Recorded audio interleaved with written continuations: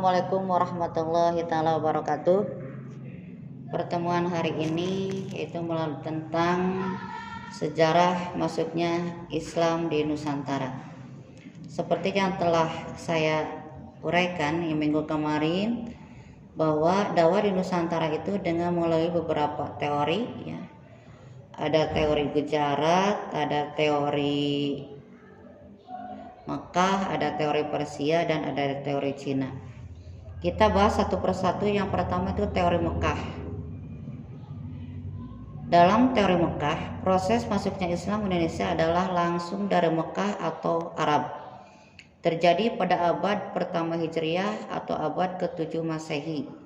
Para pedagang dari Timur Tengah memiliki misi dagang dan dakwah sekaligus. Bahkan motivasi dakwah menjadi pendorong utama mereka datang ke Nusantara. Orang-orang Arab yang datang ini kebanyakan adalah keturunan Nabi Muhammad SAW yang menggunakan gelar Sayyid atau Syarif di depan namanya. Menurut para ahli sejarah, jalur perdagangan antara Indonesia Arab telah berlangsung jauh sebelum Masehi. Yang kedua, teori Gujarat. Teori Gujarat ini mengatakan bahwa proses kedatangan Islam ke Indonesia berasal dari Gujarat pada abad ke-7 Hijriah atau abad ke-13 Hijriah. Gujarat adalah sebuah wilayah di India bagian barat berdekatan dengan Laut Arab. Menurut teori ini, orang-orang Arab bermazhab alur perjalanan dakwah di Nusantara. Syafi'i telah bermukim di Gujarat dan Malabar sejak awal Hijriah, yaitu abad ke-7 Masehi. Namun yang menyebarkan Islam ke Indonesia bukanlah dari orang-orang Arab langsung, melainkan pedagang Gujarat yang telah memeluk Islam dan berdagang ke Nusantara. Orang-orang Gujarat telah lebih awal membuka hubungan dagang dengan Indonesia dibanding pedagang Arab. Yang kedua itu teori Persia. Teori Persia mengatakan bahwa proses kedatangan Islam ke Indonesia berasal dari daerah Persia atau Parsi, sekarang yang dinamakan dengan Iran. Sebagai buktinya ada kesamaan budaya dan tradisi yang berkembang antara masyarakat Parsi di Indonesia. Tradisi tersebut antara lain adalah tradisi merayakan 10 Muharram atau yang dikenal dengan Asyura. Yang ketiga itu teori Cina. Menurut teori Cina, proses kedatangan Islam ke Indonesia khususnya di tanah Jawa berasal dari para pedagang Cina. Mereka telah berhubungan dagang dengan penduduk Indonesia jauh sebelum Islam dikenal di Indonesia, yakni sejak abad atau dengan masa yang dikenal dengan masa Hindu-Buddha. Ajaran Islam sendiri telah sampai di Cina pada abad ke-7 Masehi. Pada masa dinasti Tiang, yaitu tahun kira-kira 618 sampai 960 di daerah Guangzhou, Kantan, Zhou dan pesisir Cina Selatan, telah terdapat sejumlah pemukiman Islam. Sebagai pembuktian teori Cina ini bahwa raja Islam pertama di Jawa yakni Raden Patah dari Bintoro, Demak. Menurut keturunan Cina, ibunya disebutkan berasal dari Champa, Cina bagian selatan yang sekarang termasuk Vietnam. Bukti lainnya adalah dengan adanya masjid-masjid tua yang bernilai arsitektur Cina atau Tiongkok di berbagai tempat di Pulau Jawa. Pelabuhan penting seperti di Gresik misalnya, menurut catatan-catatan Cina, diduduki pertama kali oleh para pelaut dan pedagang Cina. Itu yang barusan diterangkan tentang teori Cina. Nah, setelah teori-teori Cina, perkembangan di Nusantara yaitu melalui dengan berbagai cara, salah satunya dengan cara-cara berdakwah di Indonesia, yang dikenal dengan ada cara perdagangan,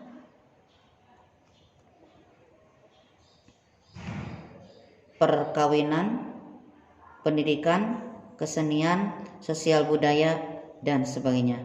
Kita akan bahas satu persatu. Yang pertama dengan cara-cara berdakwah di Nusantara itu pertama dengan cara perdagangan, di mana proses penyebaran Islam Indonesia melalui perdagangan ini adalah Proses penyebaran Islam melalui jalur perdagangan dilakukan oleh para pedagang Muslim pada abad ke-7 sampai abad ke-16 Masehi. Para pedagang tersebut berasal dari Arab, Persia, dan India. Jalur perdagangan saat itu menghubungkan Asia Barat, Asia Timur, dan Asia Tenggara. Para pedagang Muslim menggunakan kesempatan itu untuk berdakwah, menyebarkan agama Islam. Mereka memiliki akhlak mulia, santun, dapat dipercaya, dan jujur.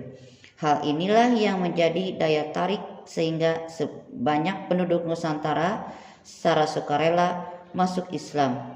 Banyak pedagang Muslim yang singgah dan bertempat tinggal di Indonesia. Sebagian ada yang tinggal sementara, ada pula yang menetap di Indonesia. Lambat laun tempat tinggal mereka berkembang menjadi perkampungan Muslim.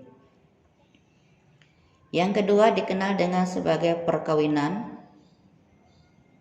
Sebagai pedagang Islam tersebut ada yang menikah dengan wanita pribumi, terutama putri bangsawan atau putri raja. Dari pernikahan itu mereka mendapat keturunan. Disebabkan pernikahan itulah banyak keluarga bangsawan atau raja masuk Islam, sehingga para pedagang tersebut menetap dan membentuk perkampungan Muslim yang disebut Pekojan atau perkampungan Pekojan banyak dijumpai di beberapa kota di Indonesia. Yang ketiga, pendidikan. Melalui jalur pendidikan ini adalah para mubalik mendirikan lembaga pesantren Islam di beberapa wilayah Nusantara. Lembaga pendidikan Islam ini berdiri sejak pertama kali Islam masuk Indonesia. Nama lembaga-lembaga pendidikan Islam itu berbeda di tiap daerah. Di Aceh misalnya, lembaga-lembaga pendidikan Islam di sana dikenal dengan nama Menasanah, Dayah, dan Rangkang. Di Sumatera Barat dikenal dengan adanya surau, di Kalimantan dikenal dengan adanya nama Langgar, sementara di Jawa dikenal dengan pondok pesantren. Itu sejarah Islam masuk Indonesia dengan melalui pendidikan. Selanjutnya, dengan cara atau hubungan sosial, para mubalik menyebarkan Islam di Nusantara pandai dalam memilih dengan cara menjalin hubungan sosial di masyarakat.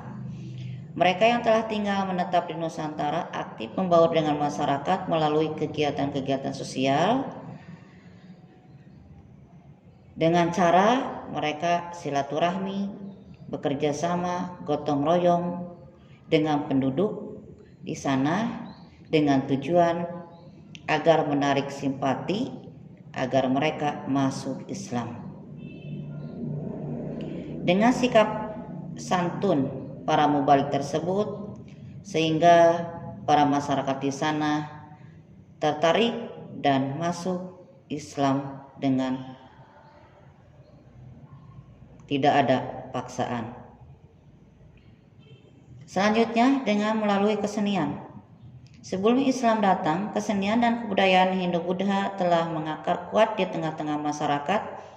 Kesenian tersebut tidak dihilangkan tetapi justru digunakan sebagai sarana dakwah. Cabang-cabang seni yang dikembangkan para penyebar Islam diantara adalah seni bangunan, seni pahat, seni ukir, seni tari, seni musik, dan seni sastra. Seni bangunan misalnya yaitu masjid, mimbar, wayang kulit dijadikan sarana dakwah, menyebarkan ajaran Islam, dan ukiran-ukirannya masih menunjukkan motif-motif seperti yang terdapat pada candi-candi Hindu atau Buddha. Motif tersebut dapat dilihat pada Masjid Agung Demak, Masjid Agung Kesepuhan di Cirebon, Masjid Agung Banten, dan Masjid Baitur Rahman di Aceh. Nah, setelah penyebaran Islam dengan cara berdakwah, yaitu dengan berbagai perdagangan, perkawinan, pendidikan, sosial budaya, kita akan bahas tentang kerajaan-kerajaan Islam di Nusantara. Yang pertama dikenal dengan Samudra Pasai. Samudra Pasai ini itu kerajaan Islam pertama Indonesia adalah kerajaan Samudra Pasai yang terletak di pesisir timur Laut Aceh. Kabupaten Laksemawe atau Aceh Utara sekarang. Lahirnya kerajaan Islam yang pertama di Indonesia itu diperkirakan mulai awal atau pertengahan abad ke-13. Sebagaimana diketahui, proses dakwah Islam di daerah-daerah pantai terjadi sejak abad ke-7 Masehi. Kawasan Aceh yang strategi dan berada di pintu masuk Selat Melaka menjadikan Aceh sebagai tempat pertemuan para pedagang dari berbagai daerah di Nusantara dan para pedagang dari luar negeri, khususnya para pedagang Islam. Oleh karena itu, tidak mengherankan kalau pengaruh Islam sangat kuat di Aceh dan diwujudkan dalam bentuk munculnya kerajaan Islam di Samudra Pasai.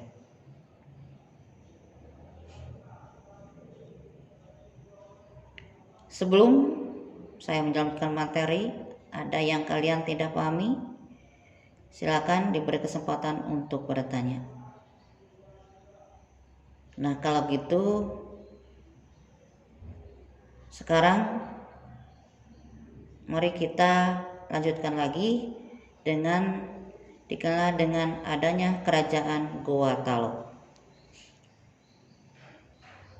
Pada awalnya di daerah Goa terdapat 9 komunitas yang dikenal dengan nama Batek Salapang, yaitu 9 bandera, yang kemudian menjadi pusat kerajaan Goa, Tombolo, Lakiung, Parang maksud saya, Data, Agang Jene, Sumatera, Wisei, Sero, dan Kalili.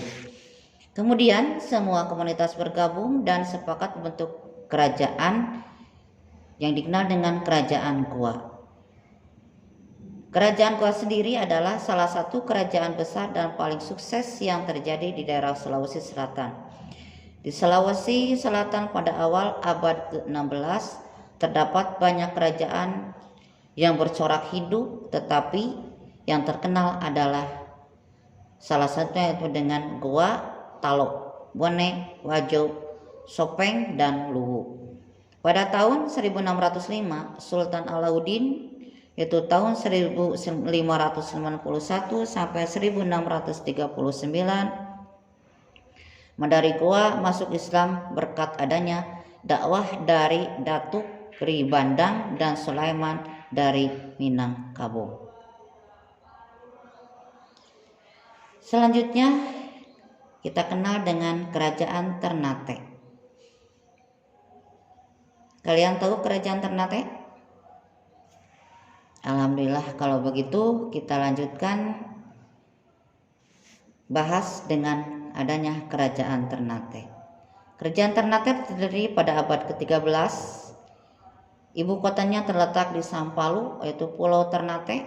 Selain Kerajaan Ternate di Maluku, juga telah berdiri kerajaan-kerajaan lain, yaitu Jailolo, Tidore, Bacaan, dan Obi. Di antara kerajaan-kerajaan itu, Kerajaan Ternate yang paling maju. Kerajaan Ternate banyak menghasilkan rempah-rempah sehingga Ternate banyak dikunjungi oleh pedagang-pedagang dari Jawa, Melayu, Cina, dan Arab. Selain itu juga memiliki kapal-kapal dagang yang sering berlayar ke daerah-daerah lain. Menurut catatan orang Portugis, raja di Maluku yang mula-mula memeluk agama Islam yaitu adalah Raja Ternate. Raja Ternate itu adalah Gopi Baguna atau Sultan marhum yang masuk Islam karena menerima pengaruh dakwah dari Datuk Maulana Husinain didatangi para pedagang Ternate. Selanjutnya Kerajaan Tidore. Kerajaan Tidore ini adalah kerajaan Islam yang berpusat di wilayah kota Tidore, Maluku Utara. Kerajaan Tidore terletak di sebelah selatan Ternate. Menurut silsilah raja-raja Ternate dan Tidore, Raja Tidore pertama adalah Syahadati alias Muhammad Nakal yang naik tahta sekitar tahun 1081 Masehi, baru pada raja yang ke-9, yaitu Ciri Liliati yang kembali ingin memeluk agama Islam. Berkat dakwah Mansur dari Arab, setelah masuk Islam bersama para pembesar kerajaan lainnya, ia mendapat gelar Sultan Jamaluddin. Putra sulungnya juga masuk Islam karena dakwah Syekh Mansur. Agama Islam masuk pertama kali di Tidore sekitar tahun 1471 Masehi. Setelah Ternate berhasil meluaskan wilayahnya dan membentuk persekutuan yang disebut Uli V. Kerajaan Tidore juga berhasil memperluas pengaruhnya. Kerajaan Tidore juga berhasil memperluas pengaruhnya ke Halmahera, Pulau Raja Ampat, Seram Timur, dan Papua yang dipersatukan dalam persekutuan Uli Siwa. Demikian juga kerajaan Bacaan Jailolo juga tenggelam dalam pengaruh kerajaan Tidore. Mungkin hanya itu yang bisa saya sampaikan. Mudah-mudahan apa yang saya sampaikan bermanfaat khususnya saya sendiri dan umumnya bagi kalian. Nah, jangan lupa setelah proses pembelajaran ini saya minta kalian paham dan mengerti dengan cara silakan kalian pelajari lagi di rumah, yaitu tentang teori-teori atau jalannya masuk Islam ke Indonesia, yaitu dengan di Nusantara. Sekian, terima kasih. Assalamualaikum warahmatullahi taala wabarakatuh.